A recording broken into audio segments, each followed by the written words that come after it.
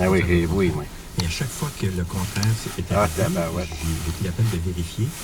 Et à chaque fois, les dernières fois, c'est parce qu'ils trouvaient que le processus d'attribution des organes était trop long. Et pour vous donner un exemple, un fils, le frère d'un donneur m'appelle un lendemain matin pour dire, puis finalement, est-ce que ça a bien été? Puis j'ai appelé, le prélèvement n'est pas fait, ça va avoir lieu juste demain.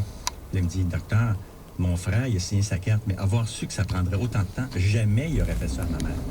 Donc, ils ne sont pas en train de contredire, ils sont en train de traduire ou de transmettre l'information que son frère aurait pris. Puis à chaque fois, c'est comme ça.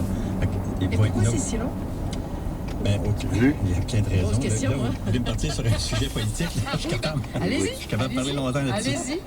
Allez-y. Juste avant, je vais demander quand même à Max, est-ce qu'on doit s'arrêter pour une pause? On continue. Parfait. Excellent. Le don d'organes repose que le don d'organes soit réalisable.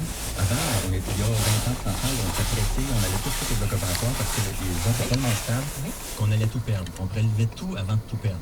Puis il nous restait 2-3 organes.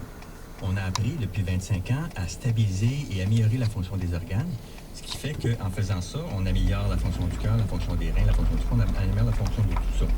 Mais en même temps, on utilise un lit soin intensif un peu plus longtemps. Les ressources sont de plus en plus rares.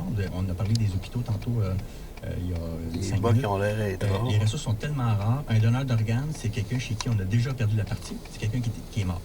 Alors, les gens vont dire, on va